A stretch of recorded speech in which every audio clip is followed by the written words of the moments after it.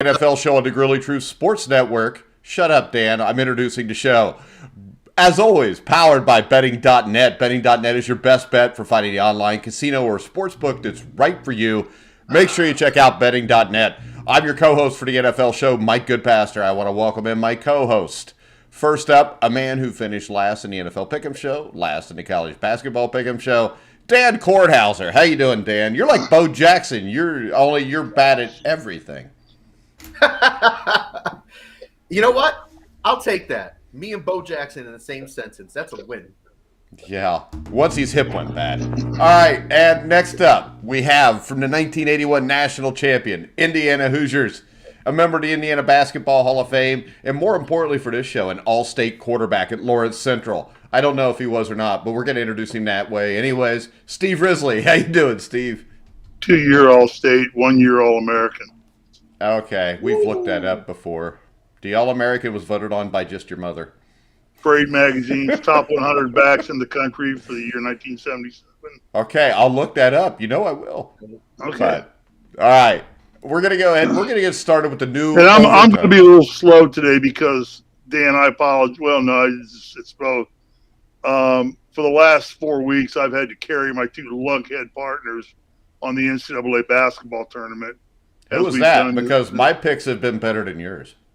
Well, picking games is one thing. Having insight and knowledge and being able to relate actual stories of how things happen, not speculation on how they happened and what goes on in the locker room or things like that are two different things. So I'm a little drained because I've had to carry my two dumbass partners on NCAA basketball for 2 weeks.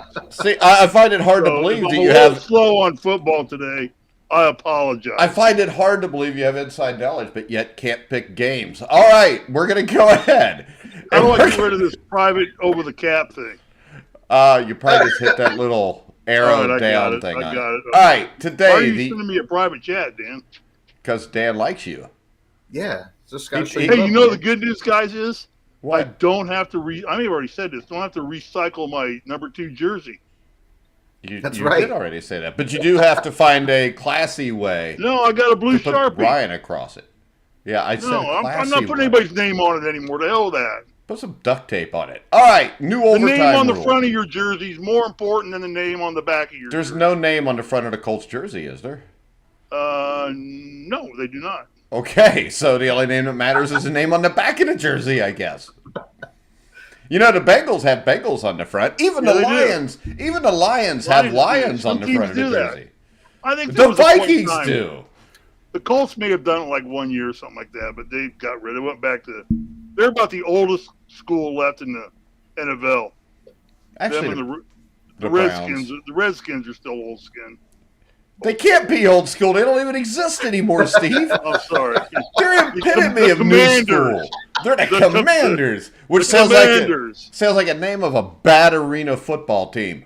All right, new overtime rules. Are we going to talk about Will Smith bitch slapping Chris Rock? No, because nobody gives a shit. They're two rich assholes to put on a show because nobody watches the Oscars. Cool. He's not. There is no grown man in the world that's cool that lets another man in front of millions of people, well, it's the Oscars, so thousands of people, walk on stage, smack him in the face, and then let him walk away. Chris Rock should have beat his ass. And I'll tell you this, if Dwayne "The Rock" Johnson would have been the one making the joke, Will Smith would have laughed and smacked him 5. So he did that because he had an 80-pound weight advantage.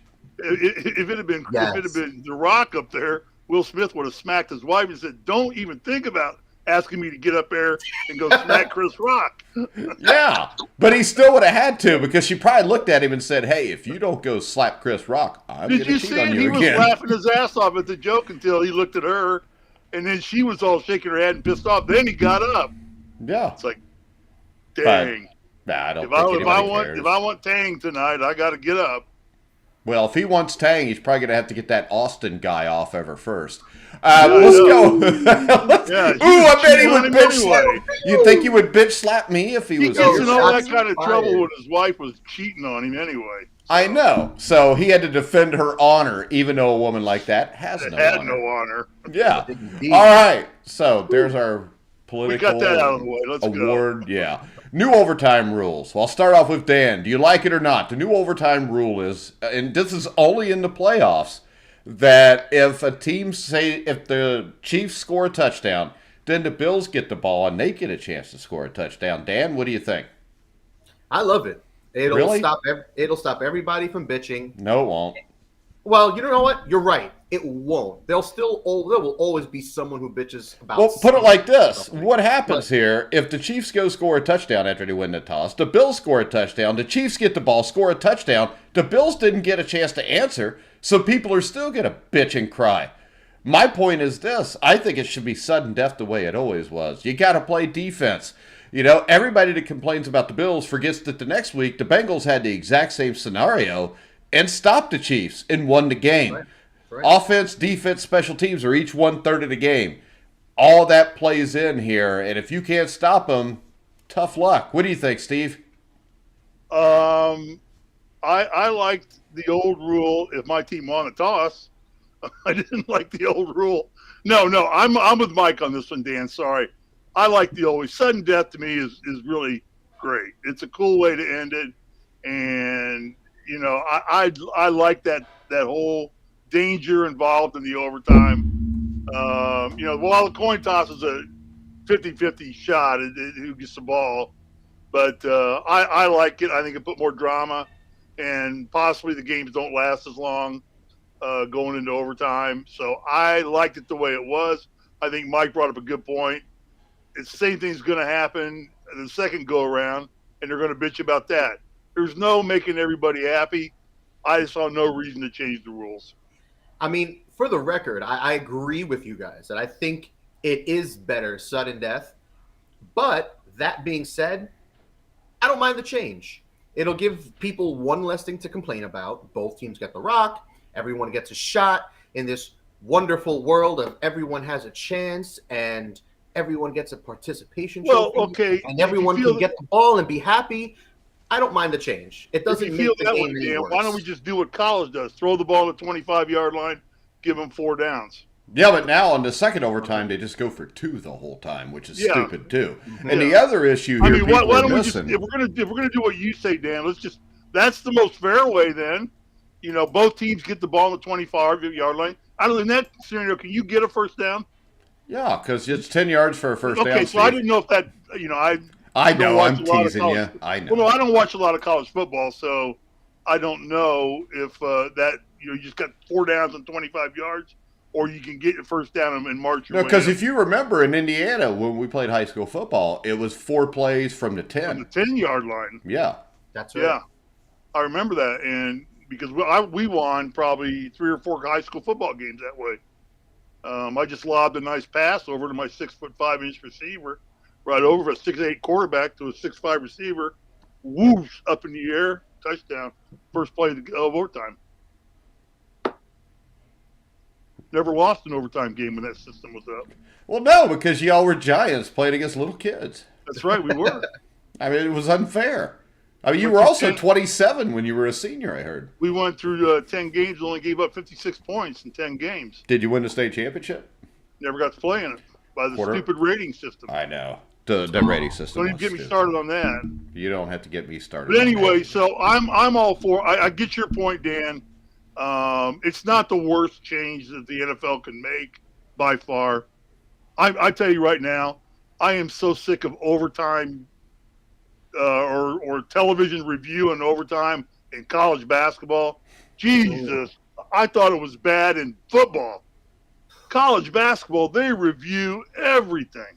Well, his shoelace may have been on the out-of-bounds line. We have to go, and it takes them 10 minutes. And we got to look at 187 different angles. Yeah, it's like they have got to revamp and football's not nearly as bad as basketball, but still, I still think they should be able to review pass interference first off. To me, that's a bigger crime. They review it in the CFL. Well, they should be able to review it in the NFL. I mean, think of the game. What was the game in New Orleans? Rams Saints NFC Championship game 3 or 4 years ago. What a blatant missed call. That a simple review of that says, yeah, I'm sorry, that was pass interference. Yeah, you change everything. You change who was in the Super Bowl. You might change who wins the Super Bowl then. And justice is served, as a matter of fact. What are you laughing at? What's the little chubby guy in the middle laughing for? I don't know, but said something fun. I think that they put another pebble in the middle of the gravel road to Alaska, the Canadian highway, is all they really did here.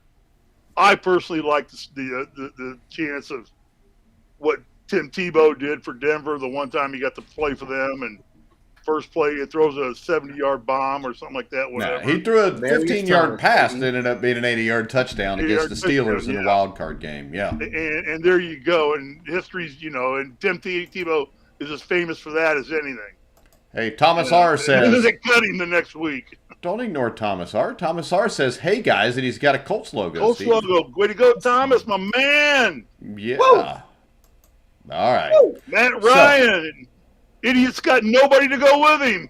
All right, let's do this. Free agency winners. We're going to talk free agency winners and losers tonight. So I'll let Dan go first. Give me a free agency winner, Dan. I'm going to, you know what? I'm going to start with a gimme. I'm going to go with the Tampa Bay Buccaneers because anytime you get to keep Tom Brady, bring back Chris Godwin, re-sign Ryan Jensen, re-sign Carlton Davis, acquire Shaq Mason from the Patriots for a bacon, egg, and cheese. You just bring in Logan Ryan at safety. You bring back Leonard Fournette, and you're not done yet. I think for them, the only big loss, they lost Ali Marpet, their guard, and Alex Kappa to the Bengals, both starting guards.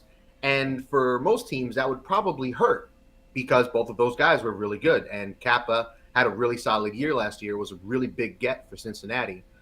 But they acquire Shaq Mason from the Patriots, like I said, for a bacon, egg, and cheese. I think it was like a 5th or 6th round pick or something like that they traded for him.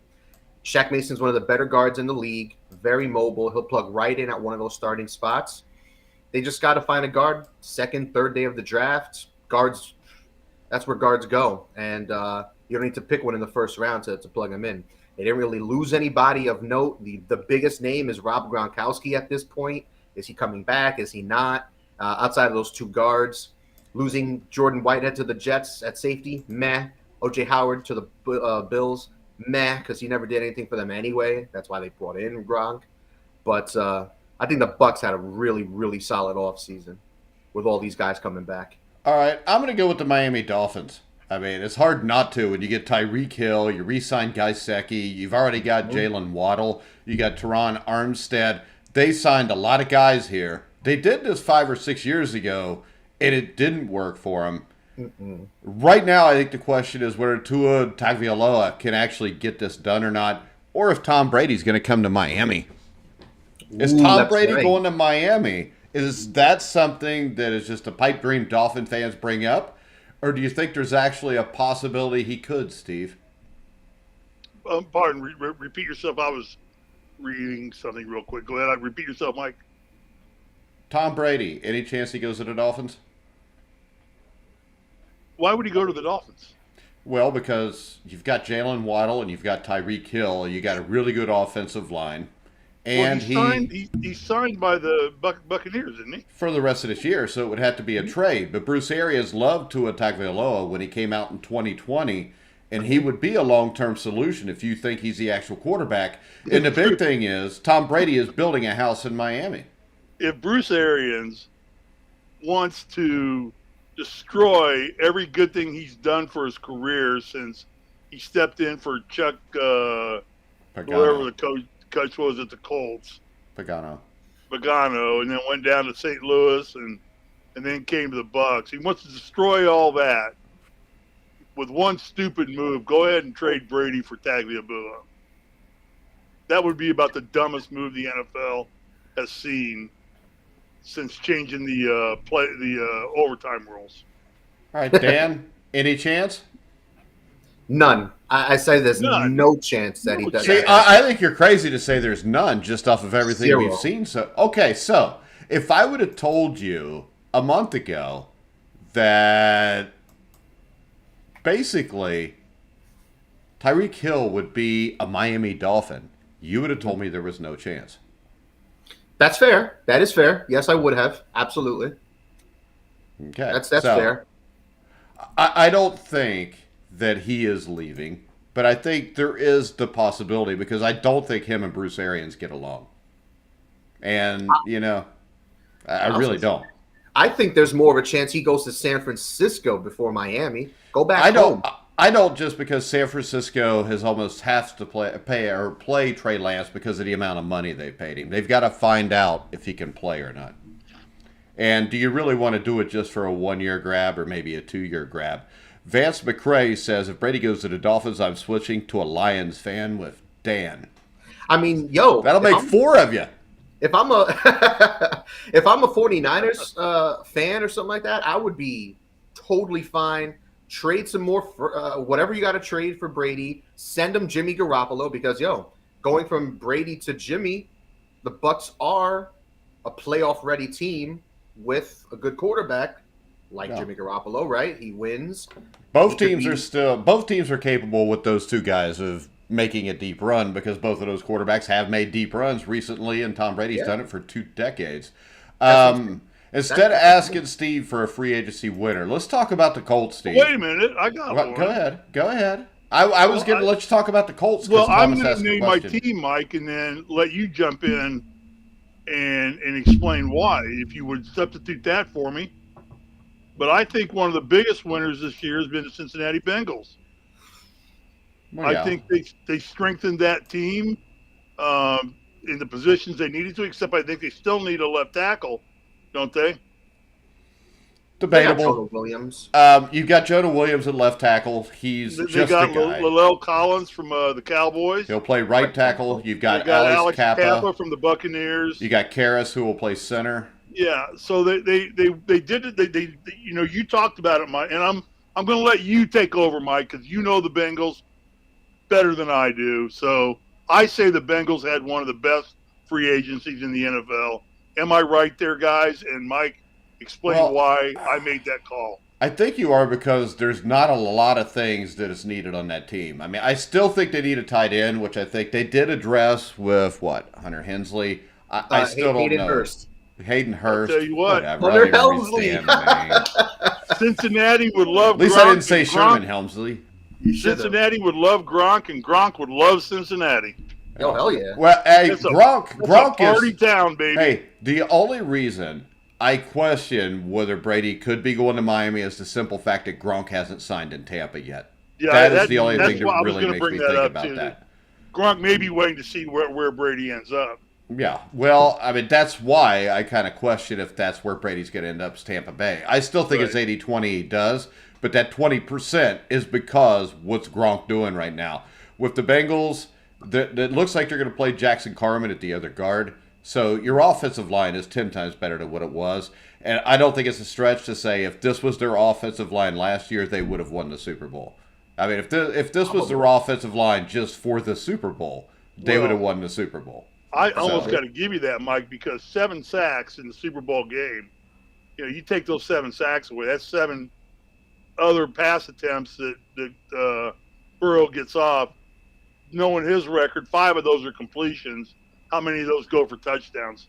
Really, if you just take away 3 sacks, it might have made the difference. And you could take away no sacks and just have them block for a second longer on that last play, and Jamar Chase is running down the sideline by himself.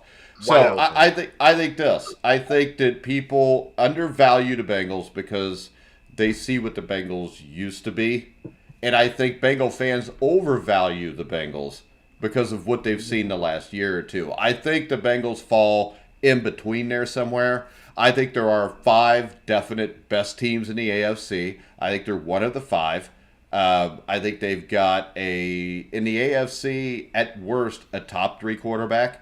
I think you've got a top 3 running back. I think you've got the best wide receiving core, and Miami's challenging that now, but I think you've got the best wide receiver core. You've got one of the best linebackers in football in Logan Wilson, and I think people started to notice when they watched him in the Super Bowl. You've got a defensive line that re-signed B.J. Hill. You've still got Sam Hubbard. You got Trey Hendrickson. The defensive line is solid. You've got one of the best safety tandems in football in Von Bell and Jesse Bates. You had Awuzie, who was a top 10 corner last year. You've got Mike Hilton, who may be the best slot corner in the NFL. You've got Eli Apple, who made plays. I know people hate Eli Apple. Hell, I hate Eli Apple. Hate Eli. But you can't change the fact that he tips the ball in the Tennessee game that ended up winning the Bengals the game. And I don't think you can blame him for that last touchdown because he was playing the coverage he was told to play. It was a stupid coverage. That's not Eli Apple's fault. So I think overall the Bengals made themselves better in the position that they desperately needed to be better. But as packed as the AFC is now, I think this comes down to whichever team stays the healthiest through the year or what team can be the deepest. So I think in the draft, I expect the Bengals to pick a wide receiver in the first or second round. They may go offensive line first round, but the reason I say that is this. If you've got a quarterback like Josh Allen, Patrick Mahomes, Joe Burrow, I think every 2 years you need to draft a wide receiver in the first round. And the reason I say that is this. There's going to come a point where you got to pay these guys. You know, you get to the fourth year, you've got to pay them. So if you've got a guy every other year, you could afford in a couple years to let Tyler Boyd go because you've already got his replacement. You know, you draft another guy there, you try to sign T. Higgins, but if you can't, you've got his replacement. If you look at Kansas City right now, they lose Tyreke Hill. They replaced him with Smith-Schuster and Marquez Scandling, but those guys are not that good. I mean, Scandling, if you watch him, I'm not blown away by him. I watched Schuster in Pittsburgh. His 1 year, he was great, but the rest of the years, he's been average to above average. That's about it. Neither one of them are number one guys. Tyreke Hill blows the top off of a defense. You cannot allow Tyreke Hill to leave. It's just like if you're the Bengals, when the time comes to pay Jamar Chase, you're just going to have to pay Jamar Chase because he's the home run hitter. He's the Mark McGuire. You got to have that guy to clear the bases, and that's what he does. So when we look at the Bengals, that would be mine there. So Steve's got the Bengals on that one. So Dan, you have another free agency winner? I mean, I don't know how many of these we're gonna do, but one of my big winners was the Raiders, the Vegas Raiders. They had a very, very good offseason, and McDaniels has some real talent to work with. Hey, Dan, you know what I'm thinking? What are you Since thinking? we're talking about Las Vegas, why don't we talk about it's not just sports betting.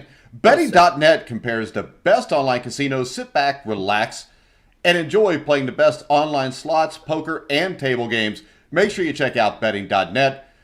Go ahead, Dan. You're such a professional. What a damn segue. Amazing. Can't pay for stuff like that. Hey, Just could you coach Joe a little bit on the NASCAR show to get a little better doing that? You can't really coach greatness. Go ahead, Dan. Yeah, that's it. Let them know, Mike. You can't coach fucking greatness. I love it. Yes. Wow. Yes. What? Let them know. What, Steve? You're Let 'em greatness know. too. You're in the Indiana Basketball Hall of Fame. That's With it. Bobby Plum. I tried to do the opening for the show, and he got mad at me and took it back over. He said I opened the NASCAR show. Did he? You know how guys are to get on, a couple thousand people watch them. Next thing you know, they think they're everything. These coroners, they work with dead people all day, and they think nobody ever listens to them. He's a VV. Somebody dies only like once a week. Also, if you guys want to check out the NASCAR show tomorrow night, live at 7 o'clock on Facebook, you can get it on Twitter. I mean, we're even on TikTok now because Joe got us on TikTok. There's a message here, probably from Joe. Oh, come on, Steve. Yeah. Yeah, he says, "Come on, Steve." He's working on a 3-page book report from Coda. Leave it alone. We got to keep him because you've chased off all the other NASCAR guys. Go ahead, Dan. No, I was gonna say, My Little Pony. They needed to be chased off. Oh, yeah, My Little Pony. Go ahead, Dan. I was going to say, with the Raiders, I mean, losing nobody of note is a great start. Yannick Ngakoue, who they traded to the Colts, was the only big name. But, dude, bringing in Devontae Adams in a trade with the Green Bay Packers, and all it took was a first and second round pick. We're talking about one of the, top 5 wide receivers in football. Chandler Jones, edge rusher from Arizona, bringing him as a free agent was an absolute steal. Him with Max Crosby on the other side. Woo! The AFC West is going to be crazy. They got one of our best young defensive backs in Rock Yassin. That's right. I mean, that was a big loss for the Colts. That was a young guy that the Colts developed and brought him in, and now they get him ready to go to be an impact player, and boom, he's gone. No, yeah, but you have to give up something to get a pass rush. Yeah, Mhm. So That's right. that's And the killer there. It was a pretty much a straight up swap. Those two guys pretty much in that trade. It was Rock Ya-Sin for Yannick Ngakoue in that Colts. why didn't we Raiders give trade. up Carson Wentz? You'd already given him up by cutting him. All right, I love the Raiders picks too. I'm going to go with the Buffalo Bills and Von Miller. I mean, right there, that's a killer to me to the Rams defense.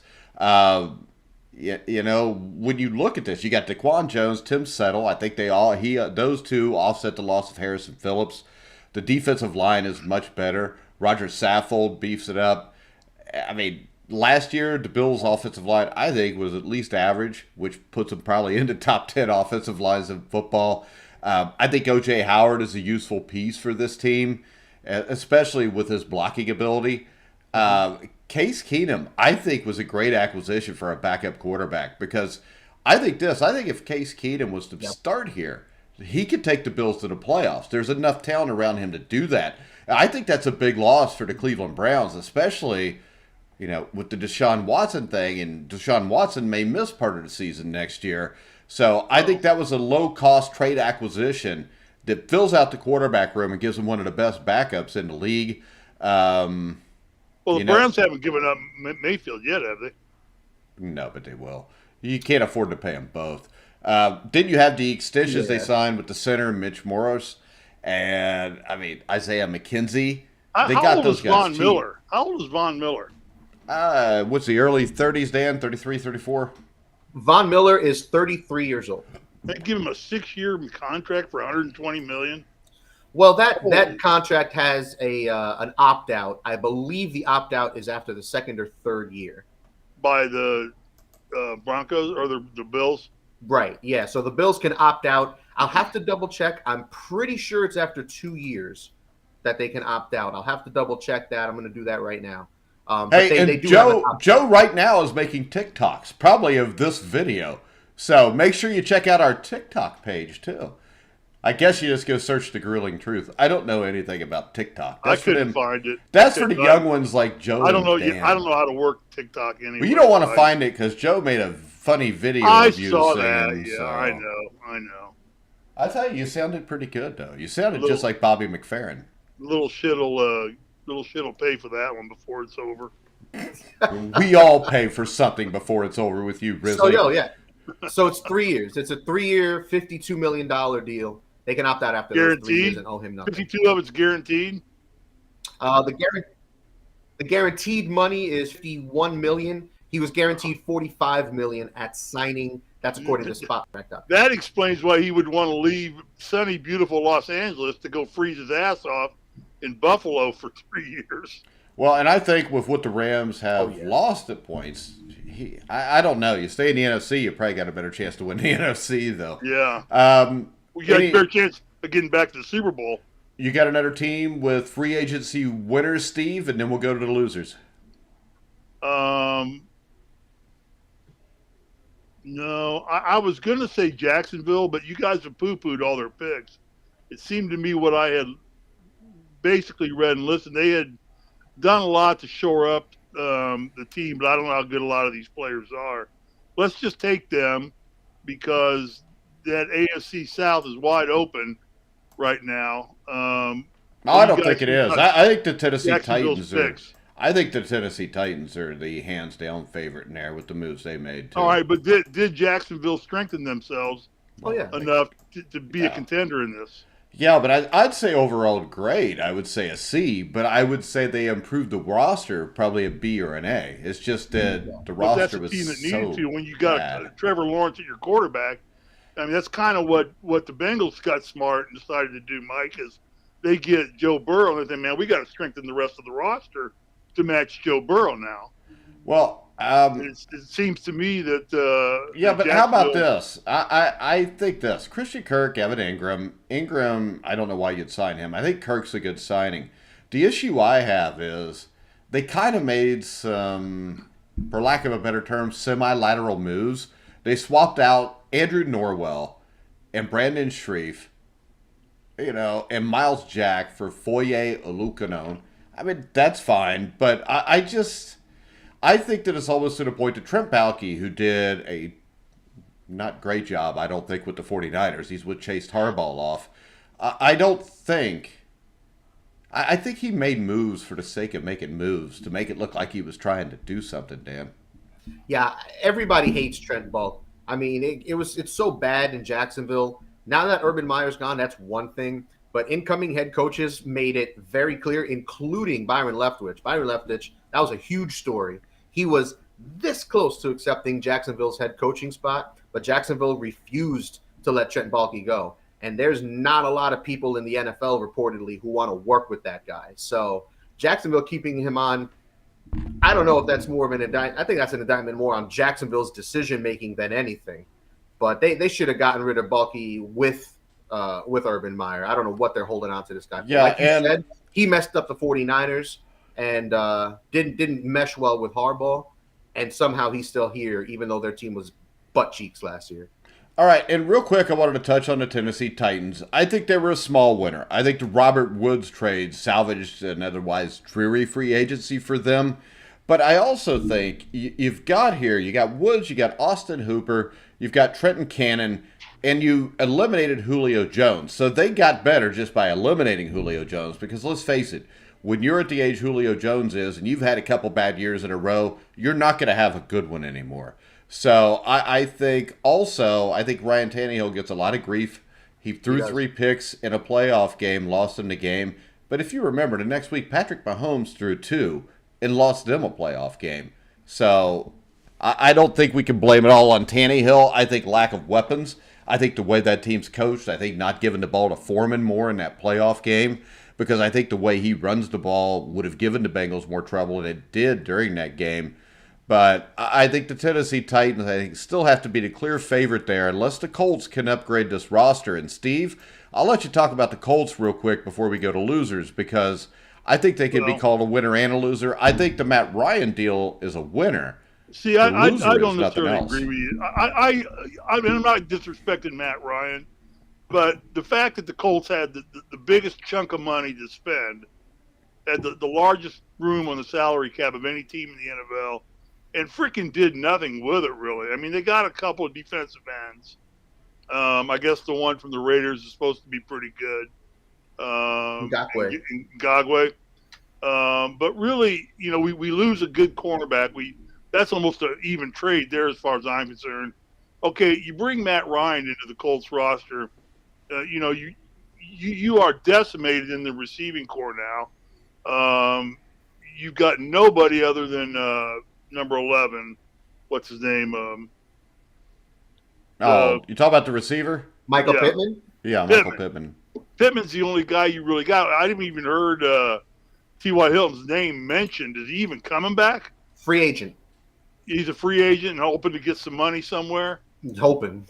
Yeah, I mean, he's going to be hoping and back to, taking what he can get. He's going to be hanging out with Julio on the beach somewhere, drinking a cocktail. Yeah, exactly. But I think the Colts had a dismal free agents signing here. And getting Ryan, no slam on Matt Ryan, and I think he's going to be a significant improvement over Carson Wentz.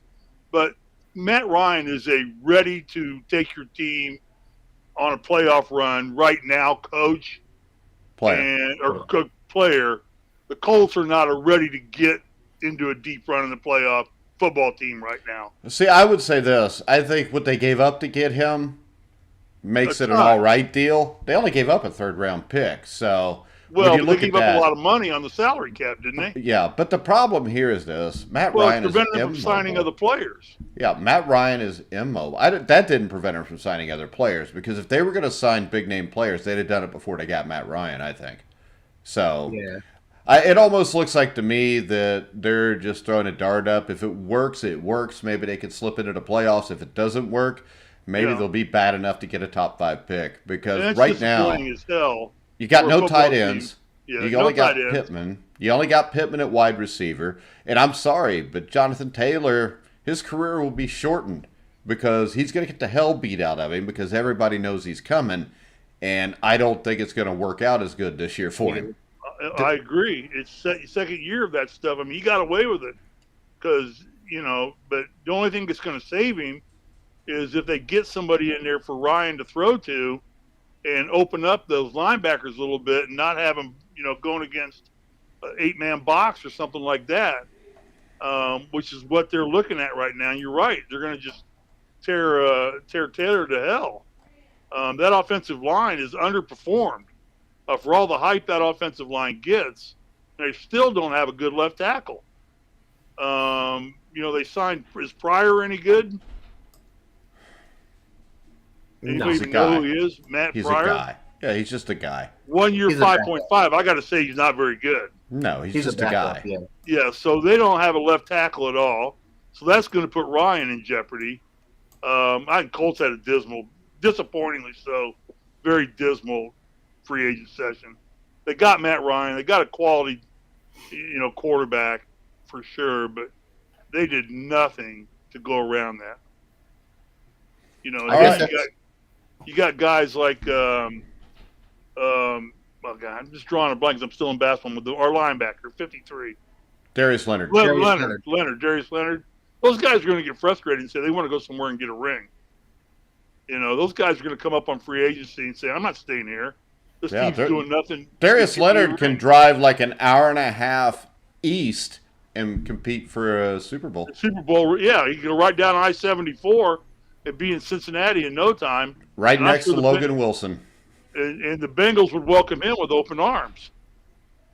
Same with Quentin Nelson. Quentin Nelson's going to say, I'm getting my brains beat out here, and this team's doing nothing. They gave Quentin a big enough contract. He'll probably be happy for a couple more years. And he's a redneck. Just give him a F-150 and give him a shotgun and an ATV. Remington 810. Give him a Remington 810 and a 4-wheel drive F-150. Yeah, that boy's happy.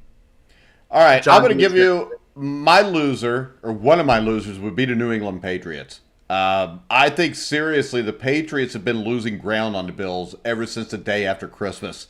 And even if they add some bargain free agents, this team could be last because the Jets did get better. The Jets, I thought, did a nice job in free agency. But right now, if you look at the Patriots, it looks like they're staggering around with no offensive coordinator. They've got a gutted coaching staff.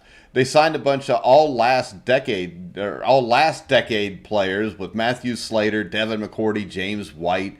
They lost 40% of their starting offensive line. Hell, for some reason, they gave a gift to Tom Brady in New England. Right after New England lost, or right after Tampa Bay lost Alex Kappa, J.C. Jackson. I mean, he's one of the better corners in the NFL. He's gone. Mm-hmm. And I don't know if there's some grand strategy he's got here, but I don't know what the hell it could be, Dan. I mean, the only thing I can say is trust in Bill. Doesn't work anymore. Trust in Bill. That's all I really got. Because you're right, man. I mean, their free agency leaves a lot to be desired. Jabril Peppers was their biggest signing name guy from the Giants. They signed him recently, but even that doesn't inspire any sort of confidence at all. And losing, like you mentioned, J.C. Jackson was one of the best, not only one of the best corners in the league, a playmaker at the position, but he's only 27 years old. So it's not like, they let go of some 30-year-old guy who's over the getting to that age where he's going to be over the hill for the NFL standards and the production's going to fall off. This kid's got at least 3 to 5 years of top-notch ability left. There's no fall-off coming soon, theoretically, with this guy. So I'm with you on that one. The Patriots are all right. Questionable. Dan, we all gave a loser. Give us a loser. I'm going to go with the Kansas City Chiefs. I know you mentioned them a little bit earlier for a quick second, but it's ugly. I mean, yeah, they signed Juju and Valdez-Scantling, but they needed wide receiver help before trading Tyreke Hill. Now that they traded Tyreke Hill, bringing these two guys does not change that. They still need a wide receiver. And the sheer fact that Tyrann Mathieu is not coming back to this team, yes, he's 30 years old. Is he perfect? No. But he is one of the best safeties in the league. He fit this team like a glove, what they wanted to do on defense. He's one of their leaders, and they replaced him with Justin Reed, from Houston. No offense to Justin Reed, but let's be honest. He was one of the worst safeties in the NFL last season, and that's putting it very nicely. He wasn't good in coverage, wasn't good against the run, he wasn't making plays, just all bad. And they bring him in to replace Tyrann Mathieu. Why not put some of that money towards Tyrann? In fact, if you're going to trade Tyreke, why not bring back Tyrann? Why not make that move thinking, okay, we'll sign a couple of these receivers off the wire and hope for the best, hope that putting them with Patrick Mahomes brings out the best in these players and bring them in on the cheap. Cool. But if you're going to trade Tyreke, you have money now. It's not like the Chiefs are strapped against the cap like they were before. You bring back a Tyrann. It's just downgrades all around. It's great that they franchise tagged Orlando Brown, their starting left tackle, but I don't think they had a choice after they traded a first-round pick for him. And I'm just not pleased with this Kansas City team. I still think they're one of the better teams in the AFC. Patrick Mahomes, Andy Reid have a big part of that. And the roster's not devoid of talent, so I don't want to make it seem that way. But they didn't get better this offseason. And I don't know what moves they have up their sleeves in the draft, but it's ugly. Everyone in the AFC, it's an arms race. Vegas got better. The Chargers got better. The Broncos got better. The Titans are still there. The Browns got Deshaun Watson. The Bengals are a Super Bowl contender. The Bills are a contender. The Dolphins got better. And you're looking at the Chiefs and you're scratching your head. You're wondering, where's that move? Where are you better than what you were going into the offseason? I don't see it. And if I'm a Chiefs fan, I'd be disgusted. Yeah, and I'll tell you another fans that should be disgusted, but they probably should have been disgusted since 1996 when Jerry Jones destroyed the dynasty. That's the Dallas Cowboys. And I think the Cowboys are in what seems like to me an endless binge purge cycle. They shed salaries, Amari Cooper, La'el Collins. I don't know why you'd want to get rid of a tackle like Collins, but they got outmaneuvered for their own free agent and Steve's guy, Randy Gregory. Yep. And they watched valuable role players erode away, Cedric Wilson, Connor Williams, the guard. They added substandard replacements, Dante Fowler, James Washington. Yeah. And, I mean, to me, this Cowboys team, Mike McCarthy's going to be fired because of the moves the front office made, which usually Mike McCarthy would have really good players that get fired because of himself. I think the Dallas Cowboys are an absolute mess right now. And it wouldn't surprise me, even though the NFC East is not very good, if they finished fourth in the NFC East. Fourth? What? Behind the Giants? I mean, if you look at them right now, you got Dak Prescott, really good quarterback. You got Ezekiel Elliott, good running back. But the offensive line, you just lost two starters. You lost 40% of your offensive line. Mm-hmm. You losing out a receiver in Cooper. They've still got receivers. They'll be able to score some points. But I just don't see it here because the issue, I think, with the Cowboys is the culture that Jerry Jones has. And it was seen with Randy Gregory and how they screwed that up. And Randy Gregory goes from 1 second agreeing to sign with the Cowboys and the next second being a Denver Bronco. You look at the sagas you've had with Ezekiel Elliott and Dak Prescott to get him re-signed. Nothing is easy in Dallas. It's because of Jerry and Stephen Jones. And as long as Jerry and Stephen Jones own the Dallas Cowboys aren't winning a damn thing. I can't agree more. I could not agree more with everything you said about the Cowboys. Just wildly mediocre. All right. Give us a loser, Steve. Hey, and Steve said to get your Remington 870, or not 810, and then he laughed at you, Steve. Oh, no. I don't even know what. You know what, Joe? I don't gamble, and I'm sorry I don't own guns. So that's because he can't figure out how to use betting sites or guns. I've never owned a gun, and I have virtually never. There's a TikTok video right there. Site. That moment was a TikTok video. So you ain't going to satisfy me with an F-150 and a Remington 870. Oh, excuse my French. Even though you've got a truck like that, Steve. I got a Ram. I got a true American truck. Woo! You got a Ram. I got a Hemi engine, a 400 horsepower Hemi engine. You mean you got hemorrhoids? So huge. Look, Dan almost choked to death again on his own spit. I don't know what moves faster on my truck, the tachometer or the gas gauge. Well, see, this is the difference between Joe and Steve. They both have big trucks, but Joe has the big nutsack that hangs off the back of it, and Steve does. I was waiting for that. Yeah, he probably does have that. I'll bet he does. I guarantee it. I guarantee you in the morning, it impresses him so much, he goes out and gently fondles it. What do you think? He's probably got those mud flaps off the back, too, with the naked chick there, like the truckers have. Well, Dan has them, too, but they're right next to his bed. And he's probably got the back window of his truck just plastered with decals. God bless It'd be like president before Biden. Trump. God bless, make America great again. He's probably got all that crap hanging back there. Yeah, he's got a big boobs matter sign on the back. He's got one on his bumper that says, love that. God, Gus, gun, glory in the UMWA. America. The United Mine Workers UMWA? Association. United Mine Workers Association. Joe says, That's all they have is mines down there in southern Indiana. Joe says, Malibu is turning you into a liberal, Steve. I'm telling you what, Joe, if you keep talking to Steve like that, we're coming to the trailer park down there in VV and dealing with this. That's it. Don't talk about my boy Steve. Dan's from Jersey, so he's in the mafia. That's right. Mm-hmm. Are you Italian, Dan? And shit. Are you Italian, Dan? No, but I like pizza and I like Italian food. And I love You're in the mob then. All right. You got a free agent loser for us, Steve? That reminds me. Here we go. Do not get the double pepperoni spicy pizza from Pizza Hut. I got it by mistake last night. I thought I was just getting a double pepperoni. It sucks. Well, I'll tell you what. I mean, let's put it this way. Pizza Hut's no great restaurant to get pizzas from to begin with. And that's my loser. That's my next loser. The double pepperoni? Pizza Hut's double pepperoni spicy pizza.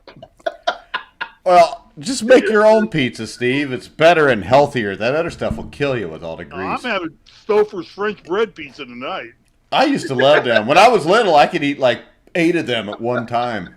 I'd stay up late and watch like the NBA Finals, which of course started at 11:30 in Indiana because it was on tape delayed during the late 70s. And I would just wolf down Stouffer's pizzas, the French bread pizzas. I don't have another team that did not do well. I have to admit I have let my. You're fine because I got my worst of all, and that's the Green Bay Packers. The Green Bay Packers lost Devontae Adams. They lost everybody. They lost 2 offensive linemen. I mean, the Green Bay Packers are in trouble here. The only thing that saves them is the fact that it seems the rest of the NFC North is in trouble also, Dan. I want to say 2 things real quick. What about the Packers and what not? The first thing, Steve, I was expecting a double pepperoni as the title of your sex tape. The second thing is... That's very rude. Now you're talking about his wife. I mean, we don't talk about each other's wives on here. Of course, we can't talk about your wife. It doesn't matter. I mean, I don't know why you would make fun of Steve having sex. I mean, hey, you want to know something? He's done it once. He's got a kid. You guys want to know something really? This is a God's truth. Okay, this is a God's truth. I live in what's called the Valley. Oh, here we go. It's the north part of Los Angeles. It's just known as the Valley. All right, and right down the road, I live on. My neighborhood is right off a road called Chatsworth Boulevard. If you go about 10 miles down Chatsworth Boulevard into the actual town of Chatsworth, that is the porn capital of the world. Over 90% of all porn films are made in Chatsworth, in the Valley in Los Angeles. I was just going to take my bike and ride down there and see if I could get in one. Get in what? A porn? Get on my bike. Oh, okay. See if I could get on my bike. All right, Steve Ramsey says you won again. He is obviously saying because I interviewed Levon Kirkland, all-decade linebacker for the Steelers today, which you can check out on our Facebook page, and shortly we will be on the website also. Steve had surgery today, Steve, and he obviously came through it good because right after the surgery, he was on, talking to Levon Kirkland or typing to Levon Kirkland, and now he's on again tonight. So Steve's doing good, Steve. Good to hear. All right. Wait, no. Hold on. Time out. I wanted to say my Steve thing. I had to get that out of my system. I was going to explode if I didn't say it. But no, about the Packers. Mike, I agree with you. Outside those AFC teams we talked about, if Kansas City's offseason wasn't so bad, I would have said... No, wait a sec. Kansas City at least got a couple receivers back. They did sign somebody. Green Bay's got nothing here. Green Bay has literally nothing. Their best signing was a punter and a defensive lineman. I hope Aaron Rodgers likes his money because he's never getting another ring. Yo, that's what happens when you give your quarterback $50 million a year. Yeah. Hey, and that's the difference between Brady and Rodgers, where Brady will give up some of his money to be able to win. Head over now and see for yourself. Betting.net makes it easy to find all the legal online casinos or sports books in your state. Also, click on the description of the video down below to check out Fan Duel, which is one of our recommended sites to bet on. Fan Duel, great customer service, 24/7. Make sure you check them out. Let's see. Mike, there's one other thing about the difference between Rodgers and Brady and the money. All right, Rodgers doesn't have a wife who's a billionaire. He doesn't need one. Well, so he's probably only made $500 million. Give up the money. Yeah. Tom can give up the money. Yeah, he's probably worth $500 million on his own. It seems Aaron Rodgers. He's a billionaire. It seems like Aaron Rodgers can't find a woman to marry him anyways. They usually leave him before they get with him long enough. Even Devontae Williams. He lost Devontae Adams, which is bigger than Danica Patrick. Well, yeah, most people are. Because Danica Patrick's not that good looking. No, she's not anymore.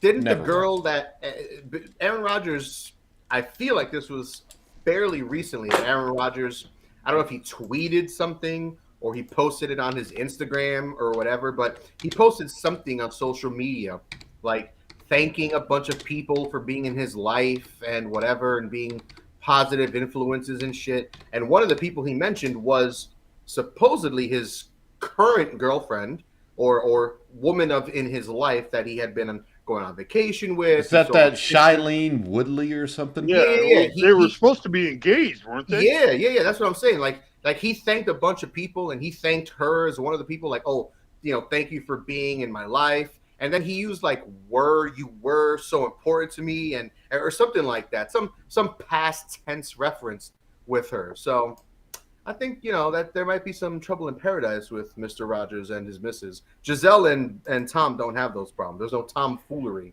out there. Well, not that we know, because they keep their shit to themselves. Yeah. They're not running around getting pictures. But do you have any more losers, Dan? Hey, I just want to say one thing about the Packers. They did lose Devontae. Devontae, what was his last name? Adams. Devontae Adams. But they picked up a Devondre Campbell. So Devondre for a Devontae. Oh, you know what? I do want to say one more loser. The LA Rams. LA Rams are a loser. They lose Von Miller. They kept Stafford. They kept Stafford and Kupp and Aaron Donald. They lose Von Miller. They lose Darius Williams. I don't think Von Miller's that big of a loss, other than in the locker room. The locker room, he is. Dude, he was the best player on their team. At least in the playoffs, yeah. I know. He was better than Aaron Donald in the playoffs. And he had a little bit of a run. He had a good run, yeah. He had a great run. He had a good run for the playoffs, and he got a ring for it. He got another ring. Now he's going back to get frostbite on his feet. And to get another ring, possibly. Hopefully. He ain't going to get a ring. Buffalo ain't going to win a Super Bowl in the rest of his career. Ooh, that's a hell of a statement when most people think the Bills may be the best team in the NFL. No, they're not. Favorite. They're not? The favorite. They're the favorite. I think right now you got to look at the Bengals. And the Bills. And the Bills. And you got to still look at the Chiefs. As long as you got Patrick Mahomes. It's going to be interesting to see how good Patrick Mahomes is with no Tyreke Hill. Now Miami all of a sudden is jumping up there. Dude, I'll tell you what. NFC East. The Raiders and Chargers, I think, could both be better than the Chiefs. I think the only issue with the Raiders is Josh McDaniels. Also, keep in mind, with the Chiefs, they do play a first-place schedule. So aside from their regular AFC West gauntlet that they have to run through, that's right. They're playing first. They're playing first. So are the Bengals and Bills, in other divisions. So are the Bengals and Bills and Titans. But the Bengals got better. The Bills got better. The Titans, at the very least, are as good as they were. And the Chiefs are the only team of the top 4 or 5 teams in AFC that got worse. Well, wait a minute, guys. Explain how that happens, because now and hear me out on the question before either one of you two answer it, because I want to know the answer to this. Because let's just take the AFC South, where the Titans are in and the Colts are in. Generally, how it works is you play 2 games against your conference opponents, correct? Correct. So that takes up, 6 of the games? Well, your division opponents, you mean. That takes up 6 of the games. And then it generally is slated so that the AFC South will play the NFC West or the NFC East. So the Titans and the Colts would end up playing pretty much the bulk of the same schedule. Yeah, you just play different home games, which is the difference usually. So the what you're saying is that's 11 games. So the other 6 or 7 games are going to play 7 games, I guess, now, or 6, because it'd be 17-game schedule still, right? So the other 6 teams will be scheduled based on your strength of schedule from last year or your success in the playoffs and in the overall scheme of things last year. So where the Colts would drop down. Explain this to people, because this is a good thing to know. The Colts would then probably drop down and play some of the lesser teams outside of their division or the opposing conference are going to play, where the Titans would then go up and play maybe the Bengals, play maybe the Bills or the Rams or something like that. Is that correct? Am I saying that right? It's an important thing to know. So, Mike, I don't mind. If you don't mind, I'll take. If you want, go ahead. Go ahead. Yeah, I'll take the lead on this. So basically, Steve, to answer your question, so for example, you were saying, like, let's say the Colts, for example, right? So the Colts would face wherever, aside from their division and whoever they're playing division-wise outside of their own division. So for them, it would be the AFC West. So the Colts play the Chiefs, the Chargers, the Broncos, and the Raiders. Other than that, the rest of their schedule will involve teams that finish second in their division. So they play the Steelers, the Patriots, the Eagles, the Vikings, stuff like that. So I'm not correct in saying that you play everybody in your division twice. Then don't they put one division against another division? Yes. So for the Colts, it's the AFC South versus the AFC North. But that would be the same then for the Titans too. Yeah, Titans too. Yeah, it's the AFC South. But you have there's 11 common games. There's 11 common games that the Colts and the Titans would, and I'm only using the Colts and Titans as an example. Well, you've got there's 11 common games you're going to play. More than that, right? Yeah, because you've got six divisional games that'll all be the same. Yep. You will play a division in the NFC, which is 4 more, and then you play the NFC. 5. So did you play a couple of divisions have 5 teams in them? No, they don't. None of them. No, they don't. They're all 4. Yeah. There's 8 divisions times 4 is 32. Used to have 5. AFC Central used to have, but NFC North used to have 5. Yeah, a long time ago when they were called the NFC Central, and then so basically you'll have 3 basically outlier games there, where the 1 seeds will have to play teams that are really good. And the 4th seed will have to play teams that aren't so good. Real quick, Joseph Michael says, and Tom Brady probably has a huge don't say that word appendage. Aaron doesn't. I know. I've seen them both. LMAO.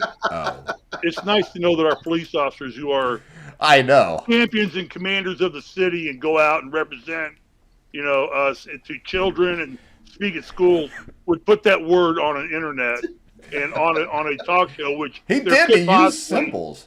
There could possibly be damn children listening to it. I know. Come on, Joe. Yeah, Joe. Jeez. That just fucking pisses me off. Well, you just used the F word, Steve. Well, that's not a bad word. It's according to what you're doing with it.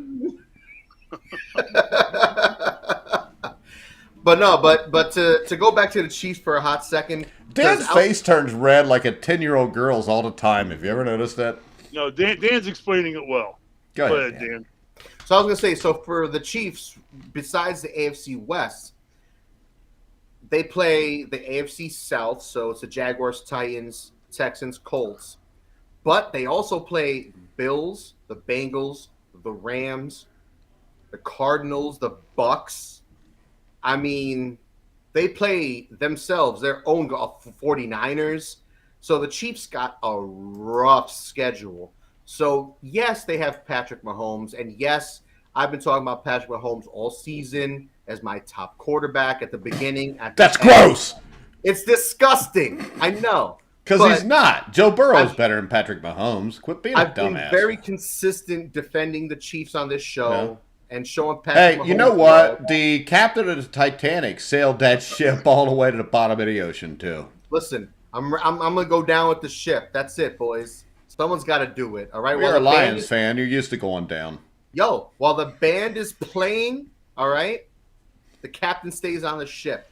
By going down, I meant losing all the time. I wasn't being gross. Go ahead. No, I realized right as I said it that it could be construed as gross if you live like in VV, all right, Switzerland County. Joseph Michael's roommate. Yeah, that's what I'm talking about. His life partner. Go ahead, Dan. Just rude. But no. So the Chiefs have a tough schedule. So if anything, aside from the ridiculous talent that lies out in the AFC West, the Chiefs got a really tough schedule, dude. If they win some of these games, the Bills, the Rams, the Bengals, the 49ers, the Bucks, I mean, if they go 2-3 in those games, I would take that as a win. This Chiefs team, the way they're currently constructed, they're not winning. The way they're currently constructed, games. They're not going to the playoffs. That's what they're not winning that many games. Now, they can change that with the draft, maybe pick up another free agent or two that can help them. But right now, the way this team is constructed, I think that they are not as good as the Chargers. I don't think they're as good as the Broncos. I don't think they're as good as the Raiders. They could be last in this division. Yo, you were talking about the Cowboys being last in their division. I think that's a little rich because the Giants are that bad. But, yo, the Chiefs being last in the West, AFC West, I don't think that's far-fetched at all. You could be last in the West and be 9-8. Still, that's last. If you ain't first, you're last. That's what Ricky Bobby said. And speaking of Ricky Bobby, tomorrow night at 7 o'clock, live, the NASCAR show with Slammin' Steve Risley and Joe Spillman, who used naughty language. But he won't during the show tomorrow, so you'll be able to let the kids watch. It's not prime time. It's 7 o'clock, Joe, so you got to keep it clean. Like, can you bitch slap somebody on a radio show on the air? Have I ever slapped you? No, I think Joe's gonna try tomorrow though. Joe's not gonna do anything. Joe's just chilling, baking TikTok videos. You're my boy, Joe. You're my boy, Blue. Yeah, I love Joe. I don't know why you're always so hard on him, Steve. Don't judge my lifestyle. I wonder if Joe has a pretty mouth. Gross. I don't know, but now I'll judge your mouth style or your lifestyle for wondering that. That's right out of Deliverance. Give me a break. Where's my pineapple at? Where's my fucking pineapple? Your pineapples. pineapple? I don't like it. I need an adult. Ananas. Do you have a picture of anything you can show everybody? It's show and tell time on the show. Show something. Gross. Ooh. Gross. I don't want to see it. Yuck. Pass. Hey, you know what I got that's really interesting? Please. I got a Super Bowl program because my team was in it this year. See? It's got a what is B. That? You like that? What's Steve got? Is that a stormtrooper? That's my son. That's his son dressed up like a stormtrooper. Steve was dressed up like Obi-Wan Kenobi. That was the last Halloween they were together and getting candy. That was 2 years ago, right, Steve? Yes. And Ross is now 26, and Steve is 74. on set.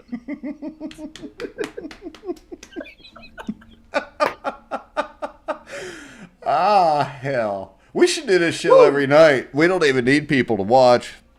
We'll just have a good old time. Yeah. So if you guys want us to do this show every night, just send us a message at some point and we'll do it. Steve's got nothing better to do. Look at Dan. He's got nowhere to go. What am I doing? Nothing at all. And I'm too old. Apex. I can barely walk now. All right, guys. Thursday night, we will have our Final Four preview show. There you go. Who was your national champion, Dan? My national champion was Gonzaga, and I suck. Good pick, Dan. Just awful. Just the worst pick of all time. Mine was UCLA, but I did have the St. Peter's pick that won me $440. So that's right, yo. That's a win. Who that cares was about college badass. basketball? You won $400. I know. All right, and real quick, I also want to tell you guys, if you want to bet on the Final Four, you go check out Fan Duel. Links in the description below. Make sure you like, subscribe, so you'll know when we go live, because sometimes Dan's a couple minutes late. But find the best place to bet for you, betting.net. You can laugh, Dan, but your ass is out of here the next time that happens. Betting.net offers expert and user reviews for every online sportsbook and casino in your state, because Joe... Spillman from the NASCAR show keeps asking, well, you need to get rid of Dan. I don't trust him. And I think it's just because Joe wants to be on the NFL show. Shut up, Joe. You suck. Hey, watch your language. All right, Steve, do you have any words of wisdom to part with? No. Go listen to the mock draft show. Yeah, this week, guys, it wasn't boring. So make sure you check it out. It's Monday night. The draft is the next big thing on the agenda. And yes, it is. Now we got two pretty good experts. Well, we got Dan. So got Sam. We got Sam. Yeah. Sam's much better than Dan. Dan's getting better, though. Dan's getting better. Dan's like me on that show. He provides some comic relief. That's about it. We play with the gifts that God's gave us, right? Yeah, look at you. You're funny. That's it. All right, Dan, any parting words? Look both ways before you cross the street, and don't forget to floss. That was stupid. G.I. Joe. Okay, go. All right. TikTok video on that one right there, Joe, right at the end of the show. He will sing G.I. Joe. Make sure you check out our new TikTok page. It's full of excitement. Joe Spillman runs it, so you know it'll be run at a top-notch level. Also, check us out on Spreaker, Google Podcast, anywhere you find sports podcasts, you'll find The Grueling Truth. Thursday night we'll be back, and me and Steve will be firing up Survive and Advance again. Maybe Friday. What do you think, Steve? Sure, love to. About time. That was kind of rude, don't you think, Dan? What? No, me? it was great. It was a great answer. Oh, no. I'm kidding. That just sounded rude. About time. Well, no, we've had About a lot time. of things are calming down now. No, we've had a lot of college basketball to do and a lot of NFL stuff, and things are slowing down at every pace now. So, time to bring in some really good, funny stories. Dan, I think Dan's voguing. Dan's voguing. Yeah. So he's like Madonna. He's a slut. All right, guys, we're going to wrap the show up. Make sure you check us out Thursday night on the Final Four show. Don't ever do that again, Dan. At 8 o'clock, Steve. Dan, 8 o'clock. Everybody got that? Hey, I got one thing. One thing. What do you got? What's everybody's thoughts on Andy Dalton going to the Saints? Well, they've got Jameis Winston, too, so the Saints are screwed. I like Andy Dalton, but it's been a few years since he was good. They've got two good backups. Here's my question for that, then. Why does Andy Dalton keep going to places where they already have a starting quarterback? Because they don't there. They don't there. Where? New Orleans? They signed Jameis Winston. I mean, you could beat. Well, they re-signed him. He was a free agent, and they didn't. Yeah, but it's a guy that Andy Dalton, if he plays well, could possibly beat out, because you never know when Jameis is going to throw 5 interceptions. Available.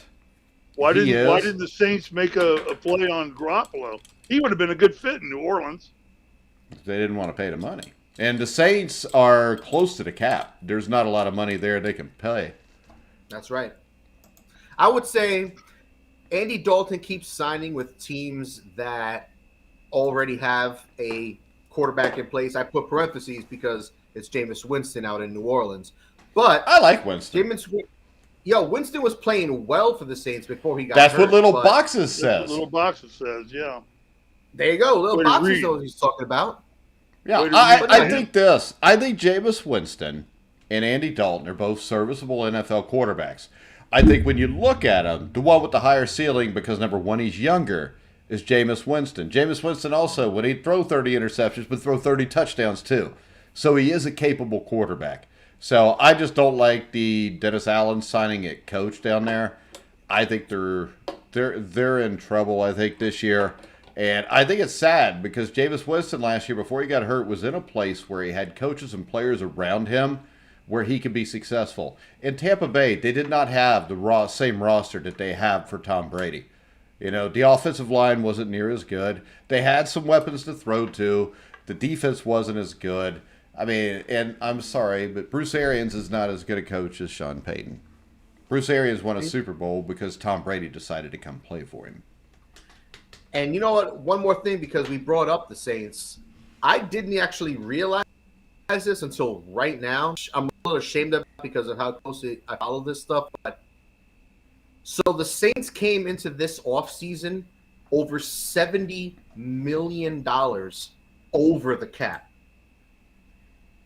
Throughout this offseason, through a series of restructures, releases, etc., mostly restructured contracts, they went from $70+ million in the hole to having $20 million in cap space right now, which puts them at fourth in terms of available cap space.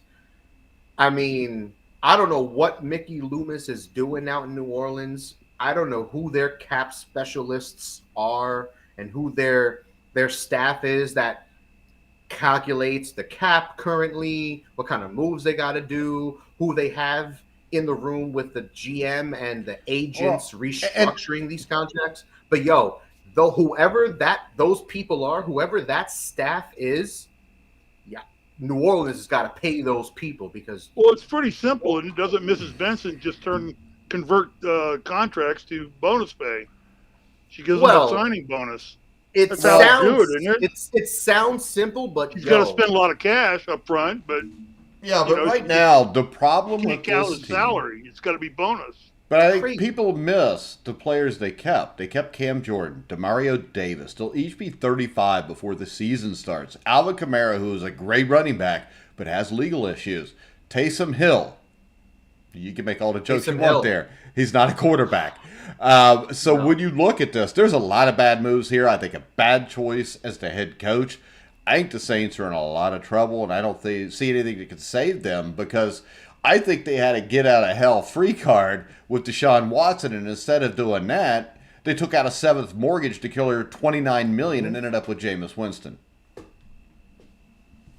So they're one of those teams that had playoff potential with Sean Payton, and they lost Sean Payton, but made the mistake to think that they're still a playoff team. Well, I think this, even with Sean Payton, I don't think this roster is a playoff roster. Especially if you could lose Kamara here. And you got two 35-year-olds that are your studs. Is right. Sure it is. It's right when they have an offense that has Alvin Kamara and can keep the defense off the field. Any defense gets progressively worse the worse its offense is because you put that defense on the field more and more. And when you do, they eventually break, all hell breaks loose, and all of a sudden that defense doesn't look as good. So I think there's a lot of issues. I think the Saints are screwed. Cam Jordan, he's 35. I will agree with you. I will agree with you that they're screwed moving forward, but I get what they're doing because they still think they have a playoff. At least they feel they have a playoff roster. But you don't think they do, right? If Jameis Winston is healthy, I do. Well, if you don't Even think they do, then in they're a screwed because you're always right, they, Dan. they have. But, again, I'm not in the building or nothing like that. DeMario Davis, Marshawn He's old. Lattimore, Jordan, these are upper echelon pieces. Yeah, but two of those guys you just brought up are 35 years old, Dan. Not that old, but yes, they are DeMario on Davis the negative is. side of where you want to be. DeMario Davis is 35, correct? Cam Jordan's like 32 or something. He's like what? I don't know if DeMario Davis is, but no, I know Cam Jordan's over 30. I think Cam Jordan's 32 or something like that at this point. Yeah, he's 33 in like a month. 33. But yeah, it is ugly in New Orleans. It definitely is ugly. All right. Thankfully, they're moving Taysom Hill to tight end where he belongs. Okay, DeMario Davis will be 34. So basically two 35-year-olds, as I said. But when you get that old, it's old in the NFL. All right, guys, we're going to go ahead. We're going to wrap the show up for now. Make sure you check us out on the Final Four preview show Thursday night. Make sure you watch Joe Spillman and Steve Risley. I should have said Steve Risley and Joe Spillman after the spectacle Joe made of himself tonight typing in. Obviously been drinking a little wine. But we're going to wrap the show up. Check NASCAR out at 7 o'clock tomorrow night. We'll be back with the Final Four preview show at 8 o'clock Thursday night. And make sure you check out the NFL Legends show today with former Pittsburgh Steeler, all-decade linebacker from the 90s, Levon Kirkland. But for now, for Dan Kornhauser, Steve Risley, I'm Mike Goodpaster. You've been watching and listening to The Grueling Truth, where the legends speak.